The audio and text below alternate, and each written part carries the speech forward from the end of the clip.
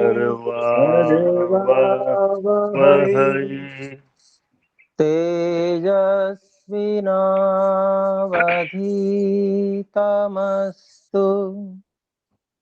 तेजस्विनावधीतमस्तु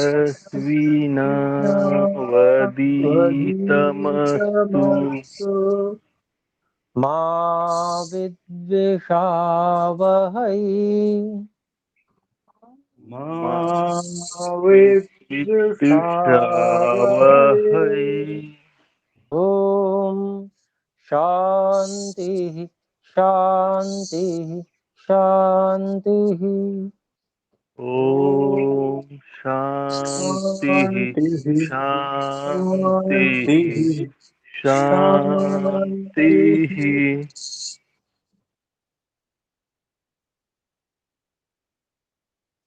ओम योग दर्शन के साधन पाद के 27वें सूत्र को पढ़ रहे थे हम। और जो योगी इस प्रकार से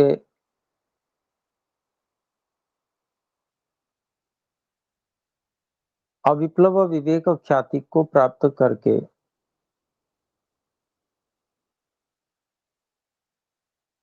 जो जो अनुभव करता है वो अनुभव इस सूत्र में बताए गए हैं। तो ऐसे योगी की 7 प्रकार की अत्यंत उत्कृष्ट अनुभूति की अवस्थाएं होती हैं, जिसमें से 2 हमने देखी थी।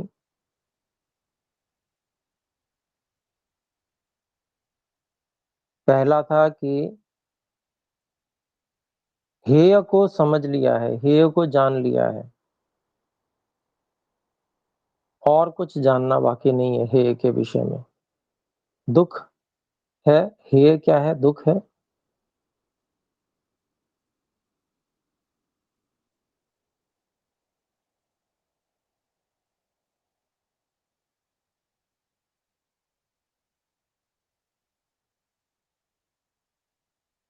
फिर दूसरा था कि जो हेय दुख है उसका जो कारण है वो नष्ट कर दिया है।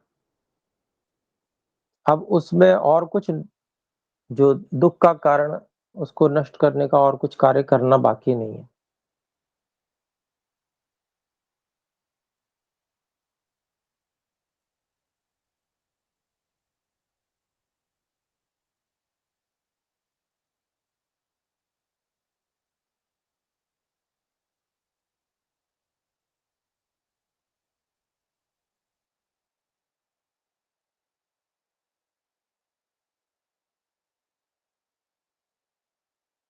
अनागत दुख ही हेय है।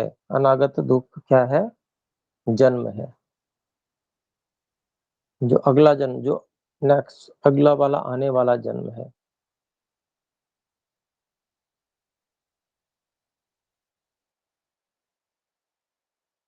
दूर करने योग्य दुख तो वही है।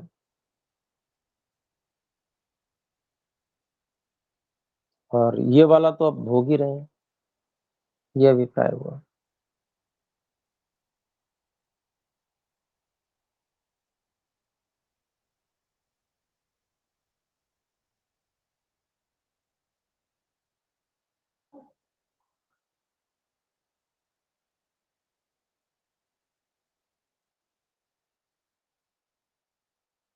और फिर उसके बाद में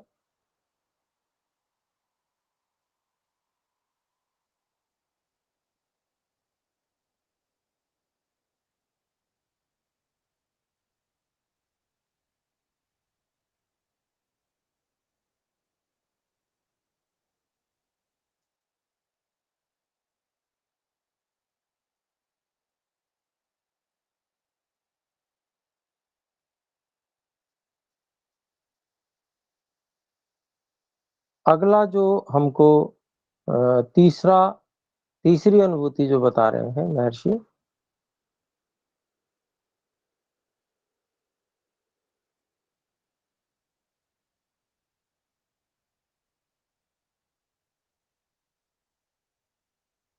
और उसमें कहते हैं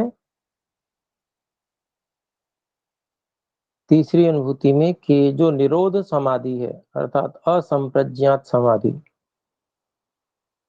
उस असंप्रज्ञात समाधि रूपी साधन से हान को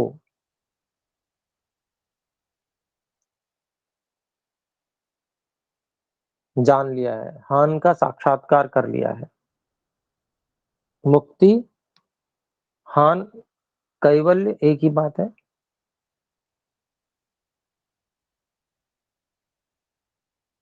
उसका अनुभव कर लिया है, साक्षात्कार कर लिया है।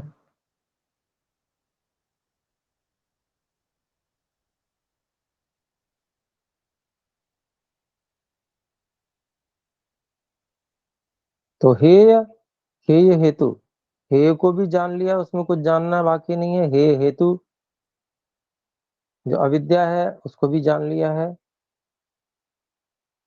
उसको नष्ट कर लिया है, बल्कि जान नहीं लिया बल्कि नष्ट कर लिया है। अब उसमें और कुछ नष्ट करना बाकी नहीं रहा है।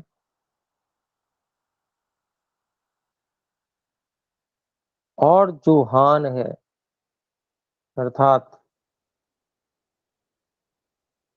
मोक्ष कैवल्य, उसको असंप्रज्ञात समाधि के द्वारा साक्षात अनुभव कर लिया है। ये तीसरी अनुभूति है।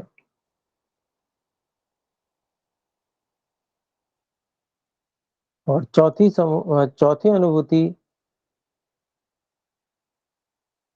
बताते हैं, जो हान का उपाय है, मोक्ष का उपाय है, कैवल्य का उपाय है, ऐसी विवेक ख्याति रूपी जो हानोपाय है उसको उत्पन्न कर लिया है, विवेक ख्याति को प्राप्त कर लिया है।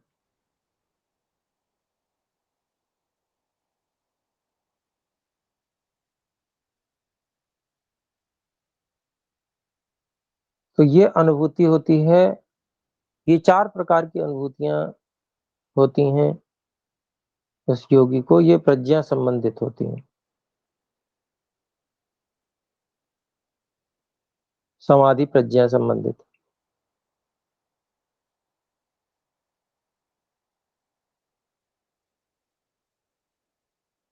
और फिर तीन और जो अनुभूतियां बची सात में से, उसके विषय में महर्षि व्यास जी बताते हैं कि ये चित्त की विमुक्ति रूपी तीन अनुभूतियां होती हैं।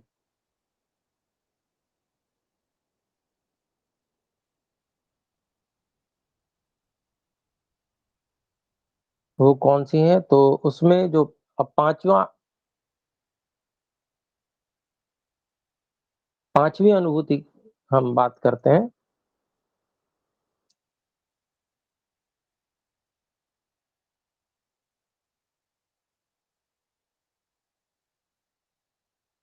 बुद्धि अर्थात जो एक उपकरण ईश्वर ने एक प्रयोजन से बनाया था।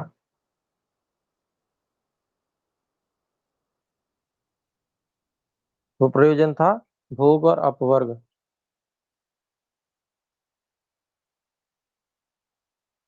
तो उस प्रयोजन को पूरा कर चुकी है ये बुद्धि।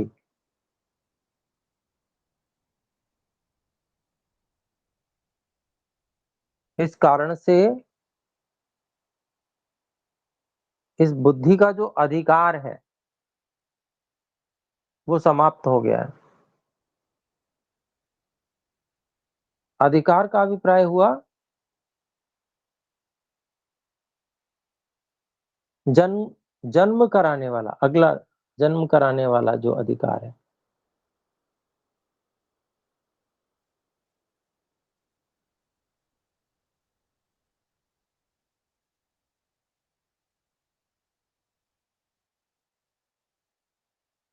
उसकी एक प्रवृत्ति रहती है बुद्धि की कि वो उस प्रयोजन के लिए जन्म कराए। तो ये जो अधिकार है उसका, बुद्धि का कार्याधिकार कह लें कुछ भी, तो वो समाप्त हो गया, क्योंकि उसके पीछे से कारण भी समाप्त हो गया, प्रयोजन भी पूरा हो गया है।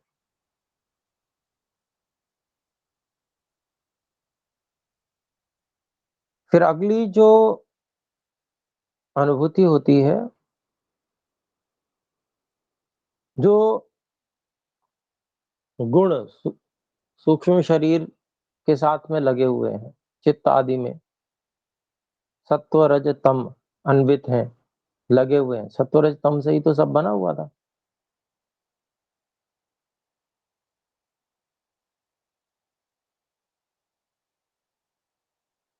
तो ये जो गुण है सत्व रज तम,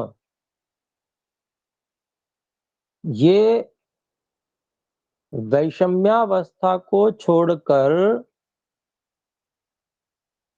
सम अवस्था को प्राप्त करने के लिए वैसे ही तैयार हैं,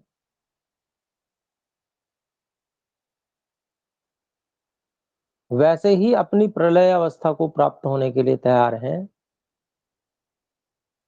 जैसे पर्वत की चोटी से कोई शिला, बड़ा पत्थर गिर पड़ता है,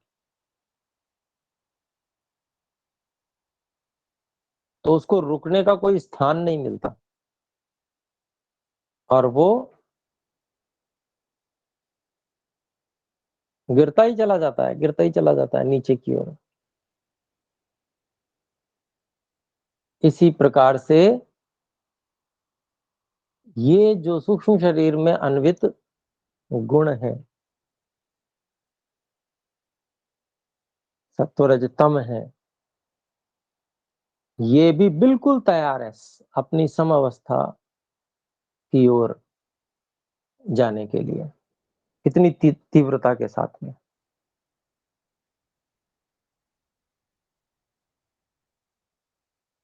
और ये अब जा रहे हैं ऐसा कि अब ये गुण प्रलय की ओर, अपने प्रलय की ओर जा रहे हैं, ये अनुभूति होती है।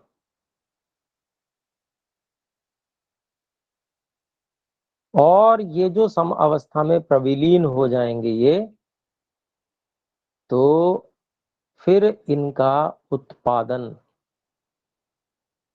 प्रयोजन का अभाव हो जाने के कारण से फिर से इस रूप में सूक्ष्म शरीर के रूप में नहीं होगा। ये सुनिश्चितता का अनुभव हो जाता है।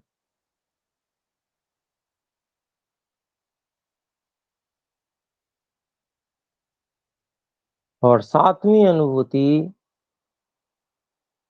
इस अवस्था में सत्व रज तम इन गुणों के संबंधों को समाप्त कर चुका, उन संबंधों से बिल्कुल हटा हुआ, उन संबंधों को जो गुणों से थे उनको भूतकाल में पहुंचाया हुआ, वर्तमान नहीं रहे वो, ऐसे स्वरूप मात्र में अवस्थित। कैसा स्वरूप है? ज्योति ही स्वरूप है, शक्ति ही स्वरूप है,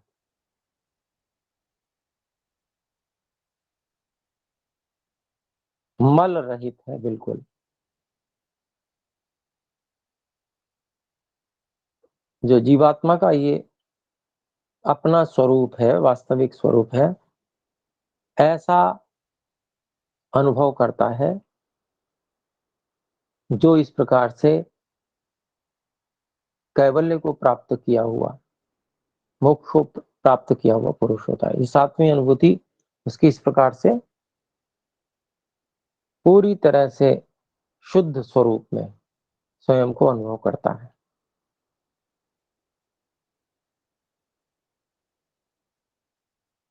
तो इस प्रकार से ये 7 प्रकार की अनुभूतियां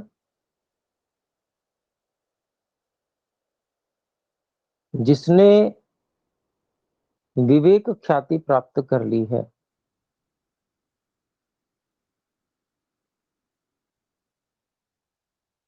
अविप्लव विवेक ख्याति, उसकी ये 7 प्रकार की अनुभूतियां होती हैं, अर्थात मोक्ष हो ही गया, समझे एक प्रकार से।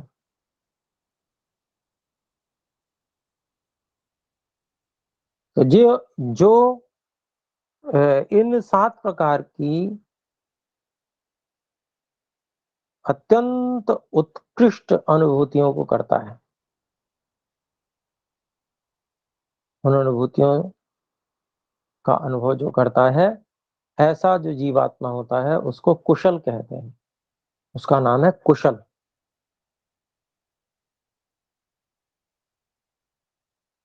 मुक्त भी कहते हैं, लेकिन उसको कुशल कहा है यहाँ पर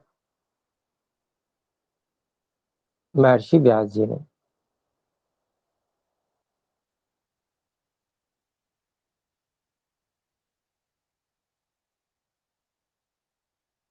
तो सामान्य स्थिति में तो व्यक्ति बहुत घबराता है, अरे क्या हो रहा है, ये तो सब छूट रहा है, गया।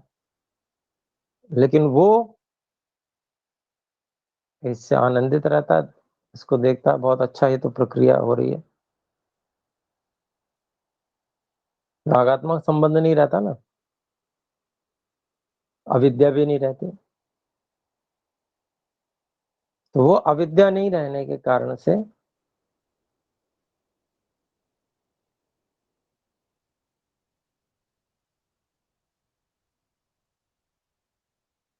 वो जो सब कुछ नष्ट हो रहा है उसको नष्ट होता हुआ देखता है।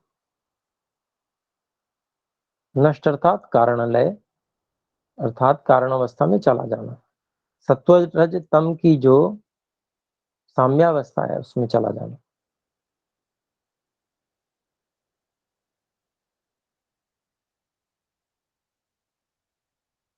तो जब पूरी तरह से सूक्ष्म शरीर विलीन हो जाता है अपने कारणों में, थोड़ा समय तो ऐसा रहता है कि बस ये गया, ये होने वाला है, ये समाप्त प्राय है। और फिर उसके बाद में जब शरीर, स्थूल शरीर भी छूटता है, तो प्रति प्रसव होता है। प्रसव कहते हैं जन्म होने को, प्रति प्रसव कहते हैं बिल्कुल उससे ठीक विपरीत प्रक्रिया।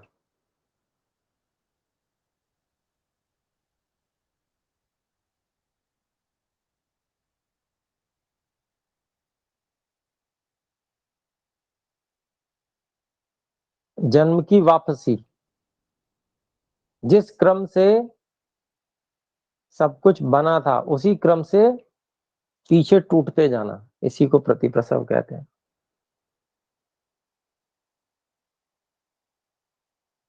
क्या कि जैसे सूक्ष्म भूत स्थूल भूत से लेने तो स्थूल भूत तो जाके स्थूल भूत में मिल जाएंगे, क्योंकि वो अन्यों के लिए भी है संसार। तो लेकिन जो विशेष साधन उसी के लिए बनाए गए थे, उनमें सूक्ष्म भूत भी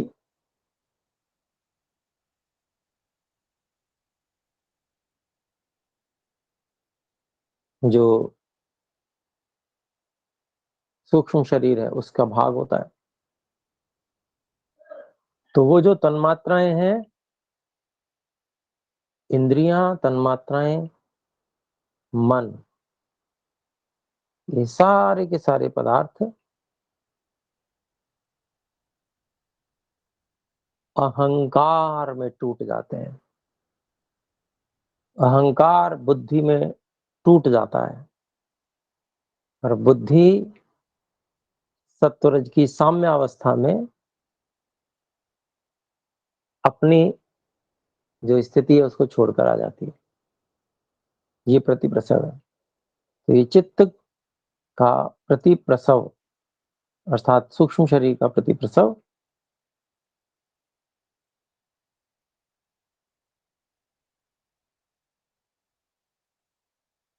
हो जाने पर जो जीवात्मा है वो कुशल मुक्त ऐसा हो जाता है,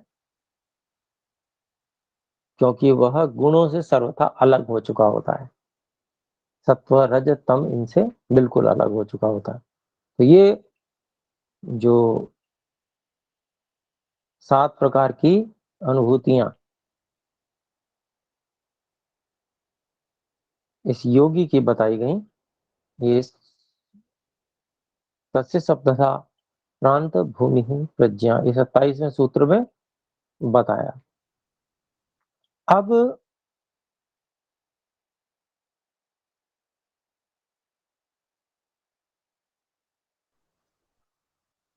28वां सूत्र और उसकी भूमिका प्रारंभ करते हैं महर्षि व्यास जी।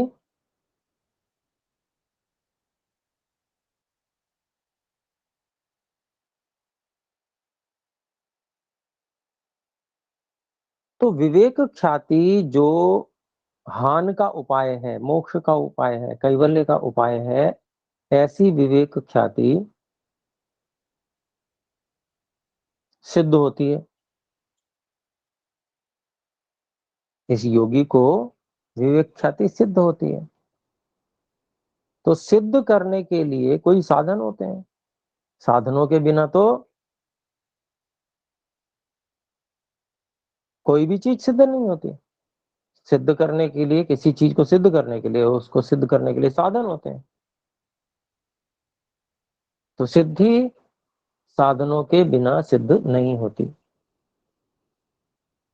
तो वो सिद्ध करने के साधन क्या हैं? क्योंकि वही तो हमको चाहिए।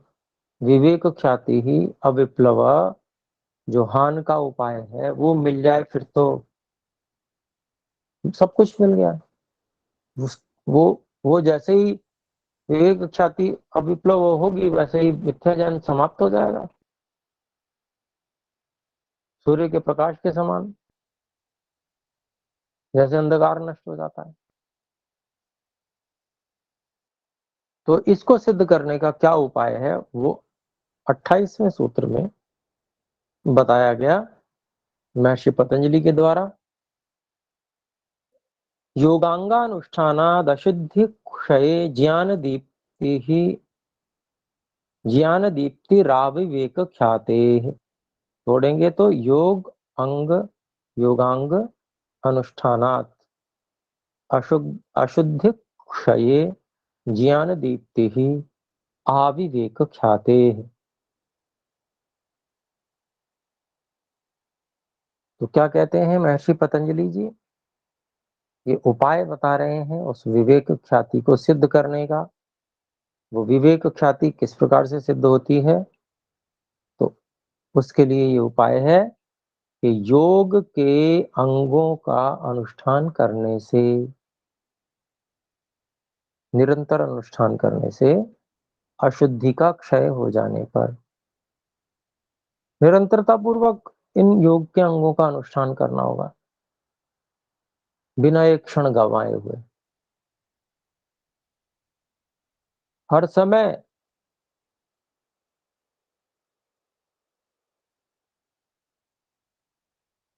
क्योंकि व्यवहार काल में भी योग के अंगों का अनुष्ठान होता है, यम नियम इत्यादि।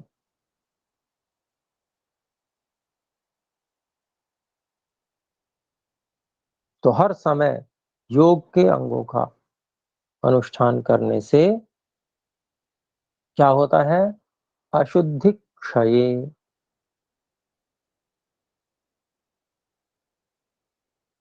जो मिथ्या ज्ञान, अविद्या की जो अशुद्धि है, उसका क्षय, उसकी कमी, उसकी कमजोरी होने पर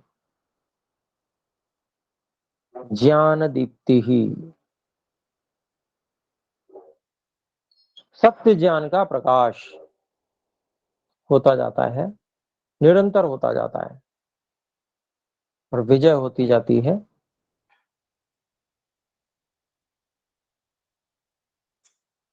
विवेक ख्याति बढ़ती जाती है, कब तक? जब तक विवेक ख्याति अविप्लव नहीं हो जाती। यहाँ अविवेक ख्याति कहा है, मतलब विवेक ख्याति संपूर्ण होने तक।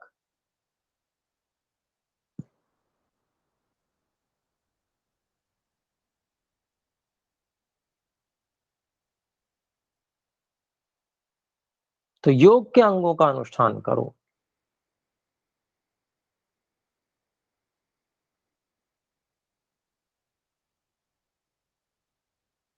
ये यहाँ पर प्रेरणा महर्षि पतंजलि जी दे रहे हैं। यही एकमात्र उपाय है, बहुत सारे उपाय नहीं है। जो लोग कहते हैं कि बहुत सारे उपाय हैं, ऐसे करने से हो जाएगा, वैसे करने से हो जाएगा, वो सारे उपाय नहीं है। केवल एकमात्र उपाय यही है, योग के अंगों का अनुष्ठान करने से।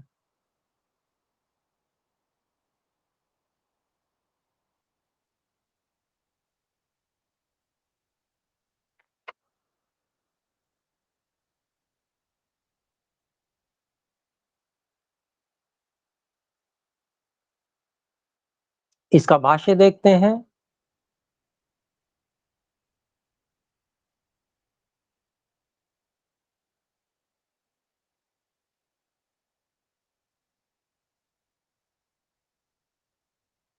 तो योग के अंगों के बारे में महर्षि व्यास जी बता रहे हैं कि योग के जो अंग हैं, अब वो बताए जाएंगे आगे, वो 8 हैं। वो 8 योग के अंग जो हैं वो बताए जाएंगे आगे। कौन कौन से हैं? यम, नियम, आसन, प्राणायाम, प्रत्याहार, धारणा, ध्यान, समाधि।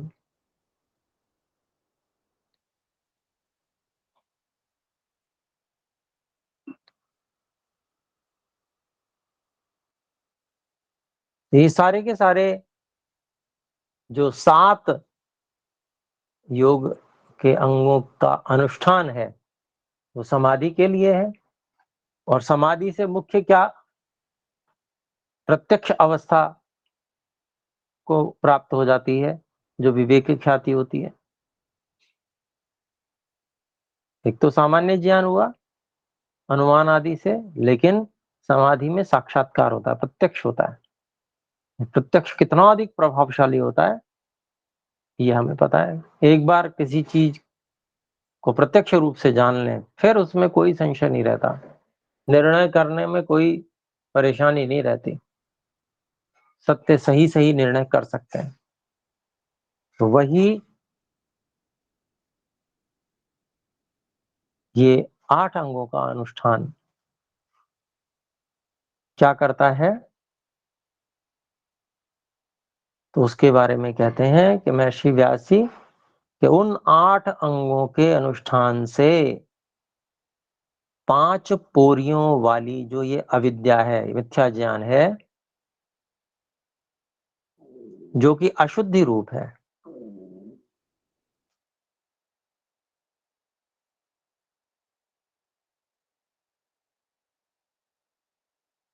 इस 5 पोरियों वाली अविद्या का नाश होता है।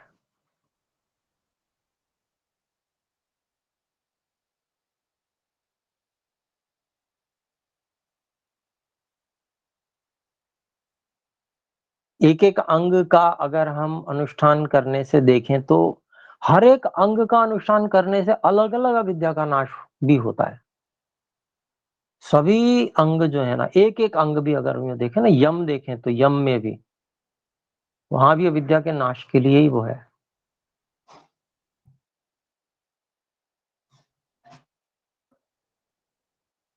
प्राणायाम को देख लें, महर्षि दयानंद सरस्वती जी ने तो यहां तक कह दिया, योगांगानुष्ठानात की जगह प्राणायाम, प्राणायामात, प्राणायाम को इतना अधिक महत्व दिया उन्होंने।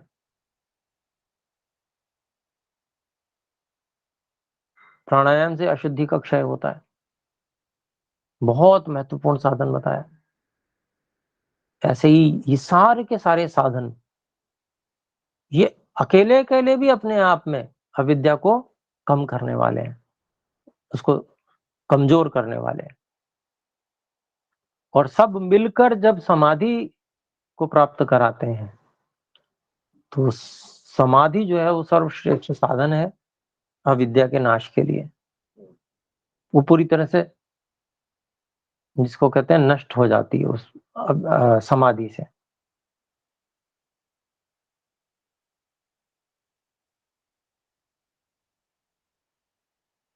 तो वो अशुद्धि जो अविद्या रूपी अशुद्धि है, जब वो हटती है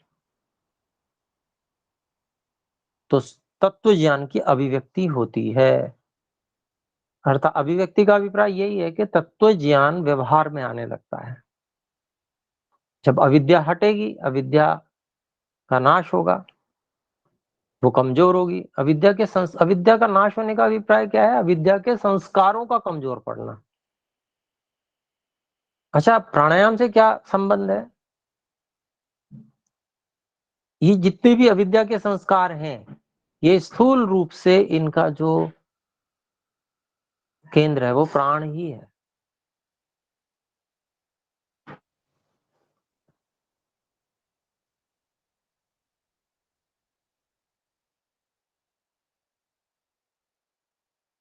ये संस्कार स्थूल, ये जो बुद्धि का गोलक है यहाँ पर है, और इन बुद्धि के गोलक पर जो संस्कार हैं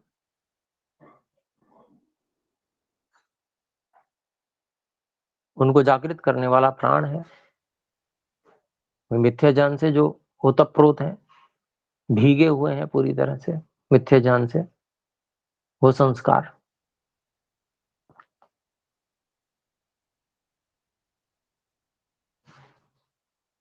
प्राणों के निग्रह से, प्राणों पर पूरी तरह से नियंत्रण करने से उन संस्कारों पे भी नियंत्रण आने लगता है।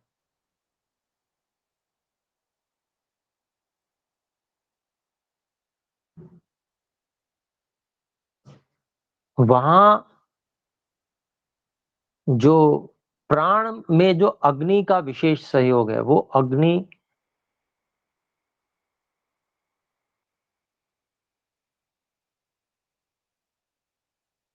जो स्थूल अग्नि से ही संबंधित है।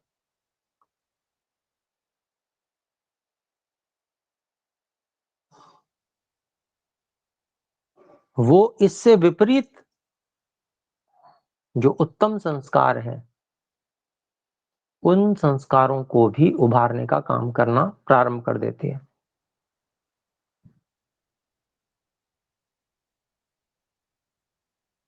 उनको भी शक्ति देना प्रारंभ कर देता है प्राणायाम के कारण से।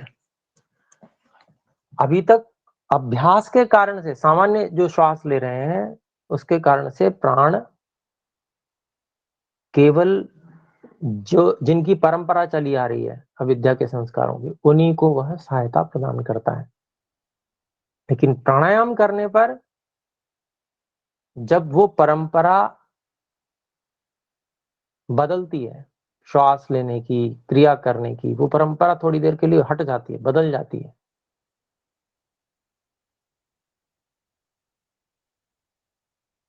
जैसे प्राणों को बाहर ले गया और बाहर ही रोक दिया, तो स्थूल शरीर के जो अनेक कोशिकाएं, न्यूरॉन्स जो मस्तिष्क के हैं, अनेक वो कोशिकाएं जो निष्क्रिय थीं,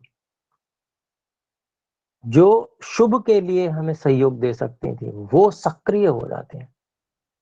वो भी सक्रिय हो जाते हैं। उनके सक्रिय होने से अविद्या से युक्त जो न्यूरॉन्स हैं,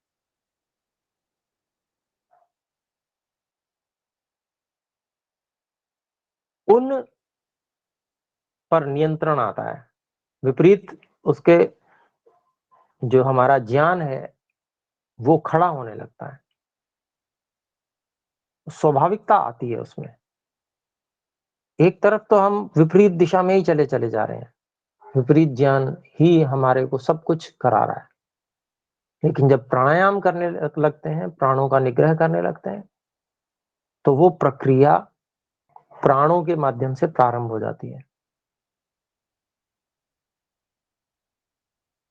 जो सामान्य, जो अन्य प्रकार की प्राण क्रियाओं से संभव नहीं होती। वो इन्हीं इसी प्राणायाम से संभव होती है, जो यहाँ पर ऋषियों ने बताया।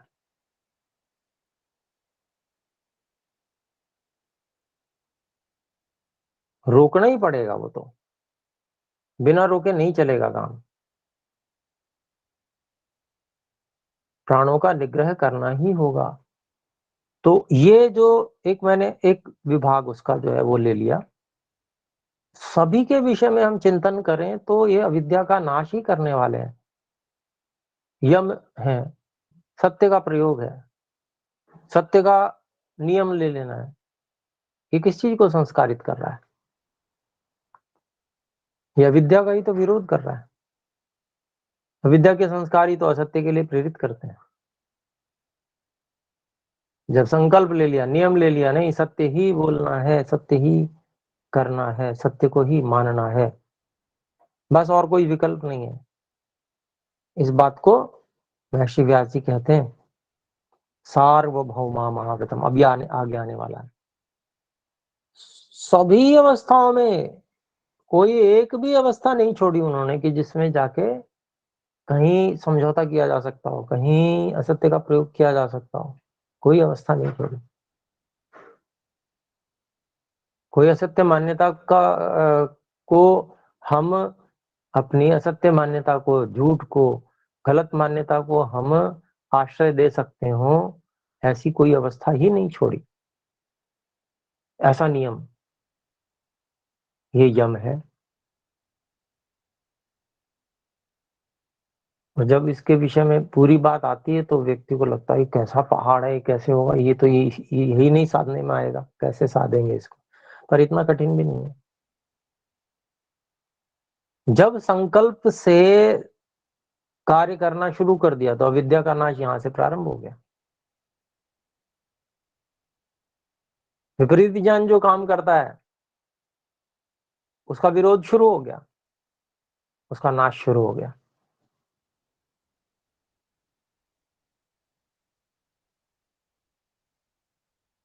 तो इसीलिए कह रहे हैं तत्क्षय, उस अविद्या का जो नाश होता है इन योग के अंगों का अनुष्ठान करने से, उसका जो क्षय होता है उससे सम्यक ज्ञान की अभिव्यक्ति होती है, तत्व ज्ञान की अभिव्यक्ति होती है, वो प्रकट होता है, वो जीवन में आता है, अनुभव में आता है, जीवन व्यवहार में आता है, और फिर वो उसका जीवन में स्थान बनने लगता है संस्कारों के रूप में।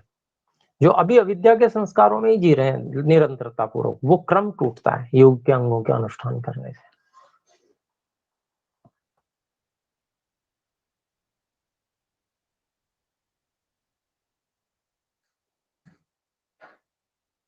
और फिर महर्षि व्यास जी कहते हैं जैसे जैसे योग के अंगों को, अर्थात तत्व ज्ञान के साधनों को ये मनुष्य अनुष्ठान करते हैं,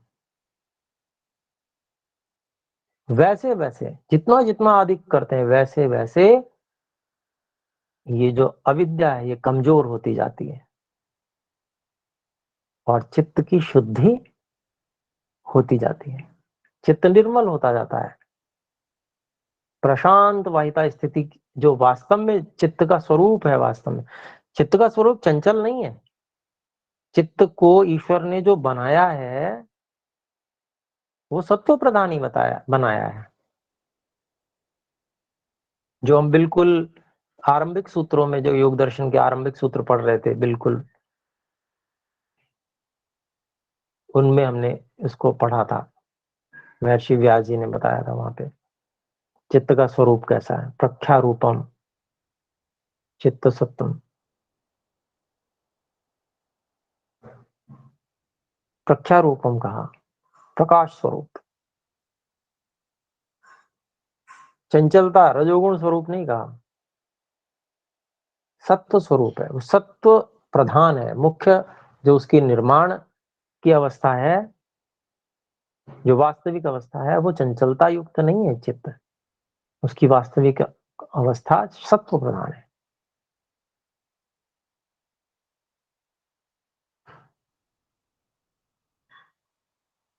तो अविद्या जैसे जैसे नष्ट होती जाती है, चित्त शुद्ध होता जाता है।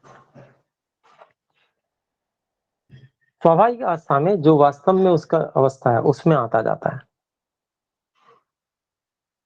और जैसे जैसे ये अविद्या नष्ट होती है, क्षीण होती है, कमजोर होती है, ठीक उसके क्षय के क्रम के अनुसार ही ज्ञान की दीप्ति भी बढ़ती है। अर्थात जो कुछ समझ में नहीं आ रहा था पहले, वो सब कुछ समझ में आने लगता है। मुझे तो ये अनुभव होता है कि जैसे बढ़ रहा है, जैसे निरंतर ज्ञान ईश्वर की कृपा से, और, और जो बातें कभी समझ में ही नहीं आई थी वो सब समझ में आ रही हैं। अपने आप ही ज्ञान का स्तर बढ़ता जाता है। तो ये योगांगों का अब अनुष्ठान करने से ये बता रहे हैं कि जैसे जैसे अविद्या क्षय होती है, वैसे वैसे ज्ञान की दीप्ति बढ़ती जाती है।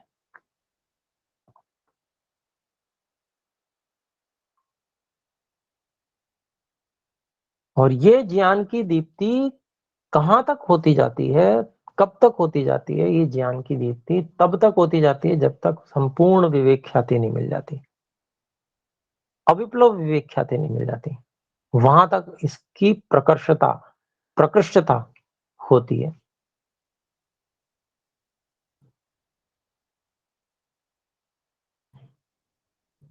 तब तक ये बढ़ता जाता है ज्ञान जब तक पुरुष अपने स्वरूप को और परमात्मा के स्वरूप को प्रकृति से सर्वथा भिन्न, सत्व रज तम आदि जो गुण है इनसे पूरी तरह से भिन्न अपने स्वरूप और ईश्वर के स्वरूप का विज्ञान नहीं कर लेता, तब तक ये ज्ञान की दीप्ति होती जाती है,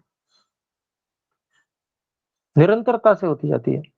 मतलब कई अनेक बार हम क्या सोचते हैं कि क्या करें, ये योग का अनुष्ठान करें नहीं करें, बीच में छोड़ बैठते हैं।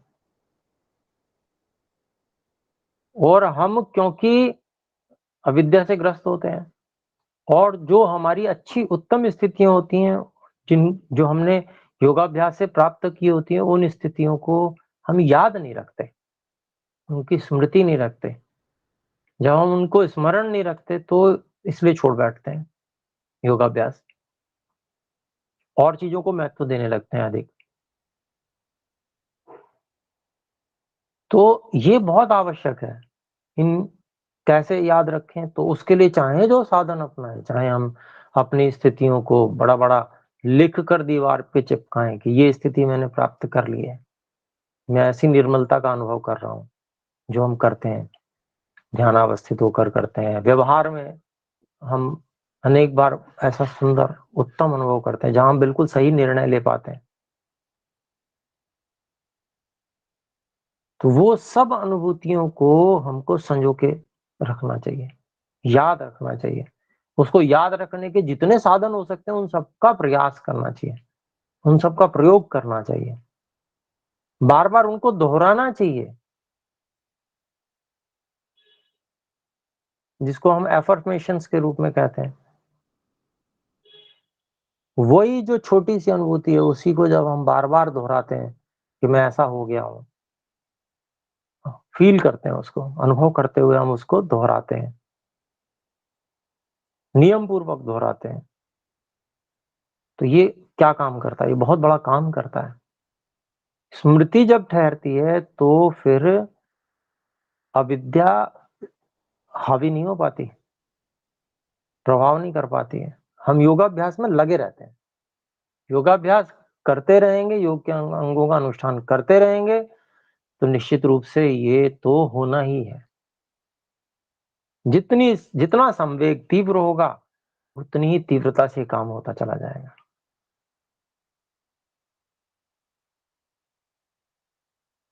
तो समय हो गया है। ये पैराग्राफ मैं सोच रहा था पूरा ही कर दूं। ये पैराग्राफ में एक दो पंक्ति और है कि ये योगांगों का अनुष्ठान जो है ये अविद्या रूपी अशुद्धि के नाश में कारण है। कैसे कारण है उसका उदाहरण दिया, जैसे लकड़ी को काटने में फरसा, परशु, कुल्हाड़ी ये कारण है। लकड़ी काटने में कुल्हाड़ा कितना कारण है ये हमको पता है। मैं समझता हूँ शायद हम कभी ना कभी तो हमने लकड़ी फाड़ी ही होगी, कोई ना कोई, और उसके लिए धारदार हथियार चाहिए ही चाहिए। बस जैसा ये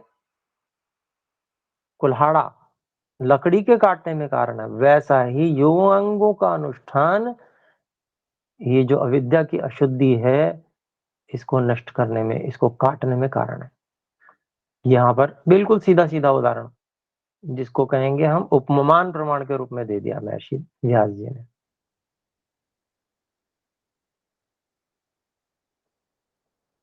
तो नाश करने में कारण क्या है? योगांगों का अनुष्ठान।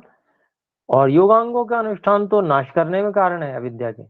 और विवेक ख्याति क्या है? वो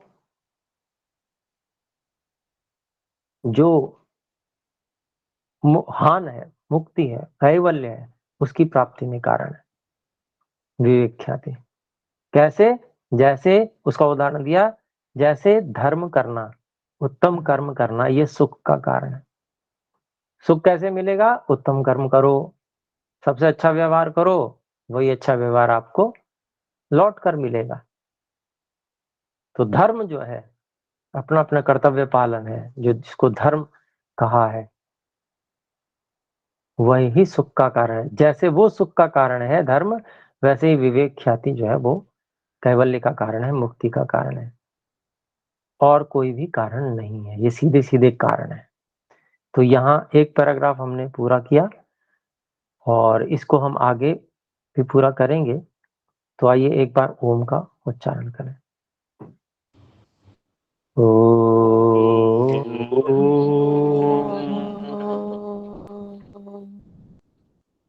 सभी को सादर नमस्ते। नमस्ते गुरु जी।